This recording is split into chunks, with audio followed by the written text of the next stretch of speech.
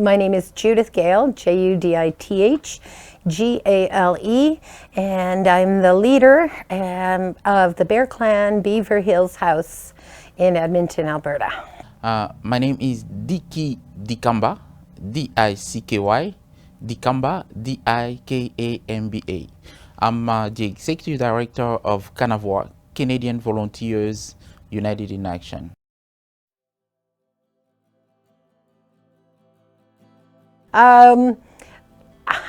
People always remark that, "Oh, Judith, you're always smiling." And I say, yeah, because it's a choice. That's my choice every morning, to wake up with a smile on my face. It makes my existence on this earth 10 times better. And plus, it makes me look more beautiful, always smiling. I would agree with that, actually. So I try to always approach my day with a smile, and with thinking good thoughts.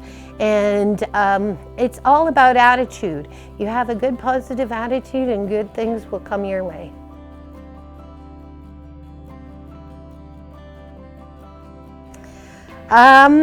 What does that mean to me? It just means that when a person is hungry, that they get the necessities of life. You know, that's part of our human rights charter, is that every human being is afforded the necessities of life. And that's what we try to bring out to our brothers and sisters. Nothing more and nothing less. Let me define food security by food insecurity. Food insecurity is lack of food that can help people to survive in the community.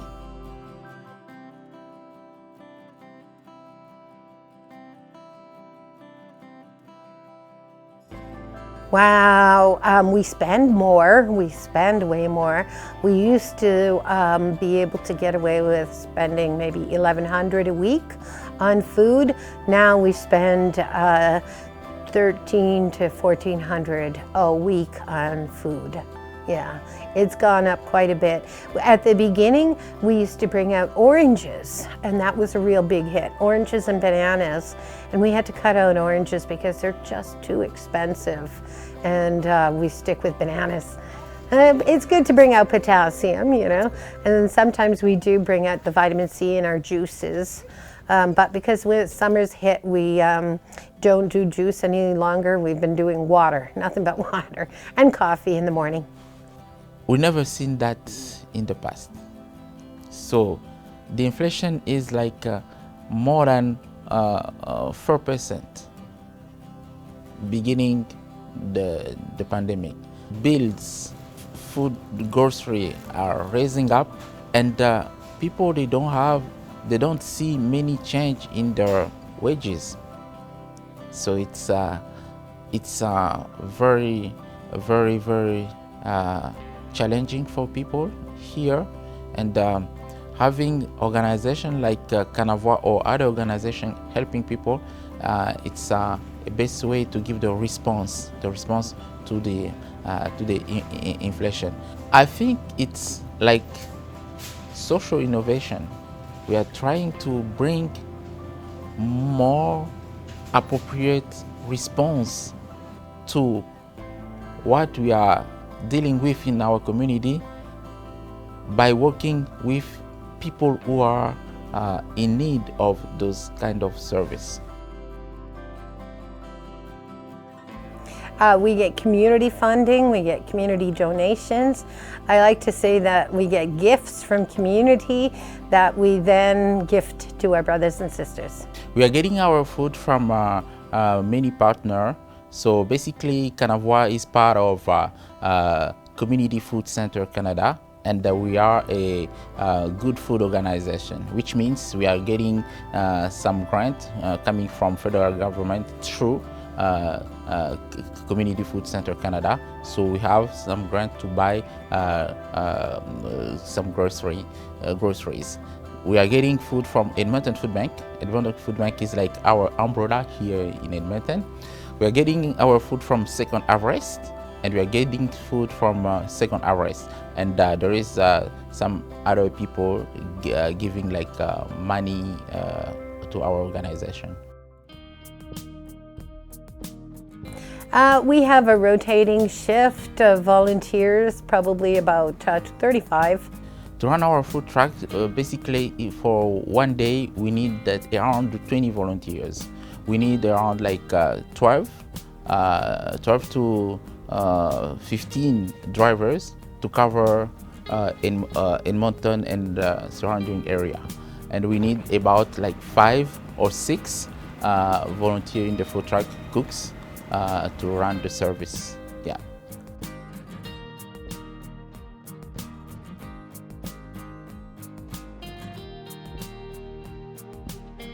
I'm glad you asked that question because yes, that's one of the unique features that we do have in the Bear Clan.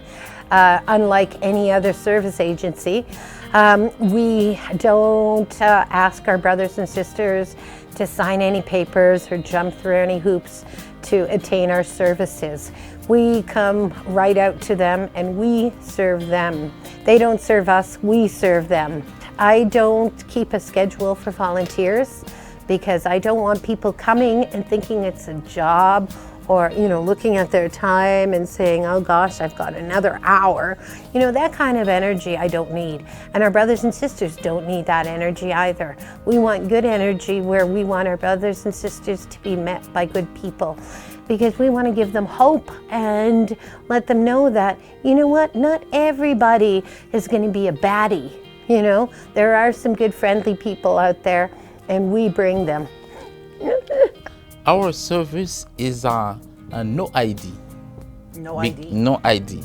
Kanava is no ID because we see that people who are in need, they cannot like you can see. We see that they are very in need. They cannot like trying to show like they are not in need and they are coming to just to have service. It's a reality.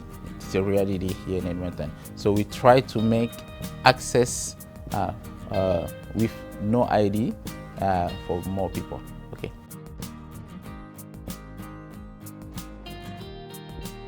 So we used to run a survey during the pandemic, going through our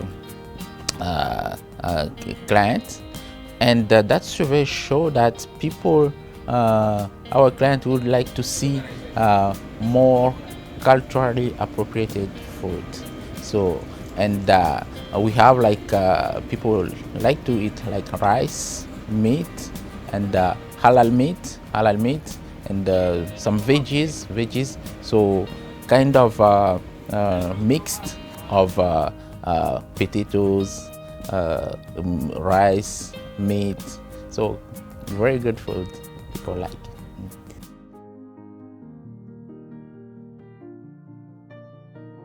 Oh gosh, that's a good one. What we really advocate is housing first.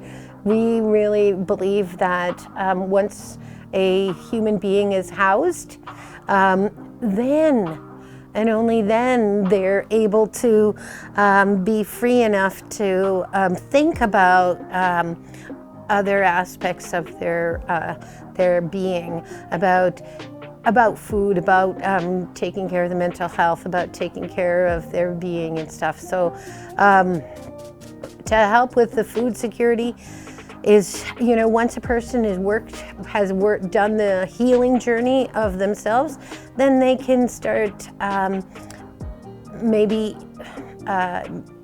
growing their own food to be sustainable, or else maybe they, you know, there's so many other avenues they could take. So we just want to help them bridge to that point where they're self-sufficient and have their own ideas, you know, because we all have our own way of being, our own gifts, and each and every one has. So we just want to help our brothers and sisters recognize theirs.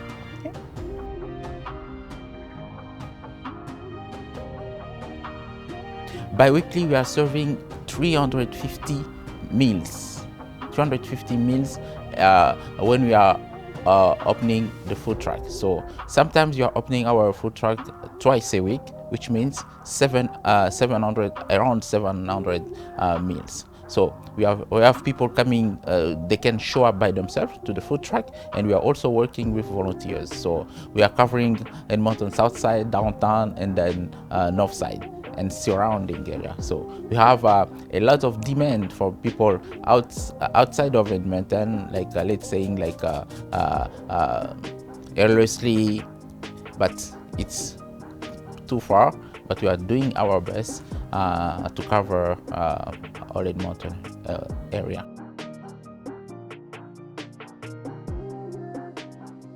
Unless you've been there, you really don't know the ramification, the whole story about it. So I've been there, so I know. I was a runaway. I was living on the streets of Montreal, and so I know how it is, and I don't wish it on anybody. And so I have compassion and empathy that way. So perhaps I would say, just come out with the Bear Clan, come volunteer your time and energy, and then you can see how our brothers and sisters exist, and see if that's the way you would like to exist. And if it's not, then help us do something about it.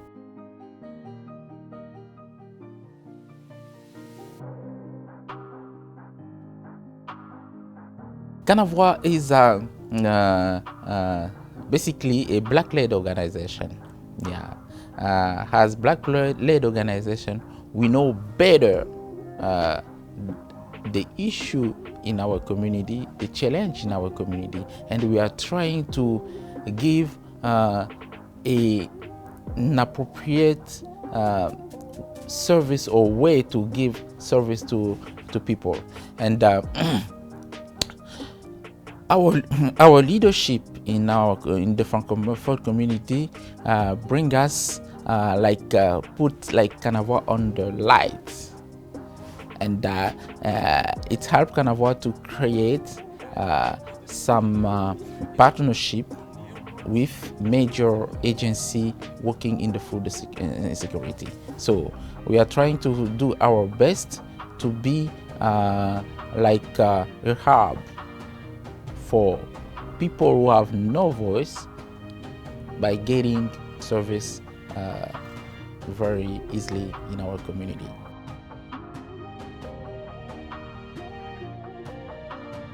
The changes in the downtown area is just gentrification, and it's going to be pushing our brothers and sisters far from what they've known for the past 25, 30 years in Edmonton. It's always been the downtown area, has always been the hub for our brothers and sisters. It's a place where they get their services, their food, their their food bank supplies, everything. So I don't know how that's going to work with all the gentrification that's going on.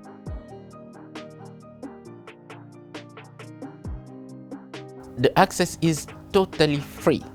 It's free of charge. It's free of charge because we are here to combat food insecurity in our community. So we are working with federal government, provincial government, and municipal government to help our community to have access free of charge here in Edmonton, because the inflation has a turnover. Historically, we never get this kind of inflation. So food, grocery is rising up, rent also. So for people, it's not easy.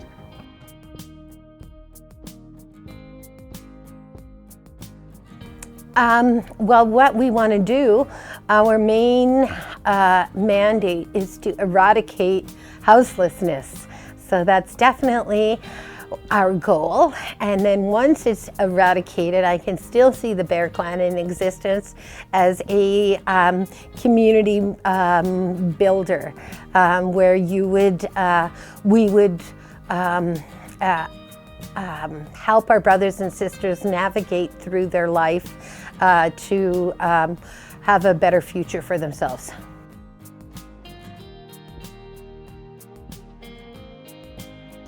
The operational cost is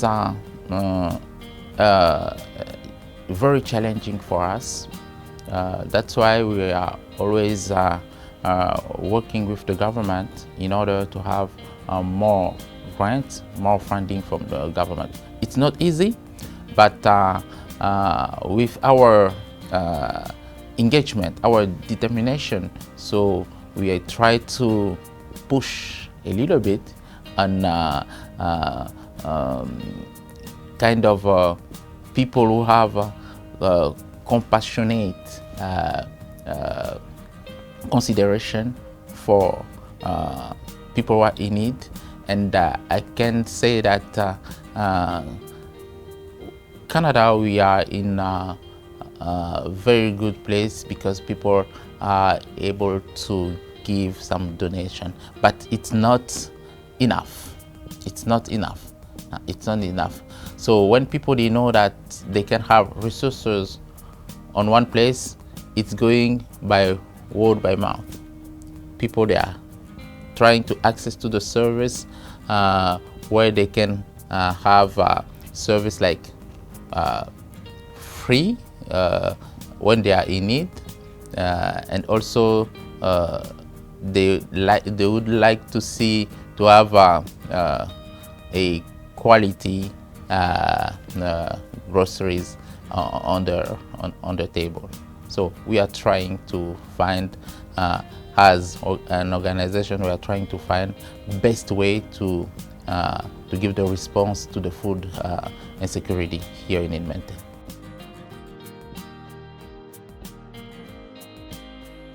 I just want to say that the Bear Clan is not doing anything new. We're just continuing the traditions of our ancestors.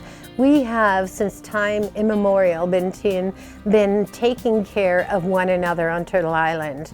And we're just continuing the tradition. We're not doing anything new.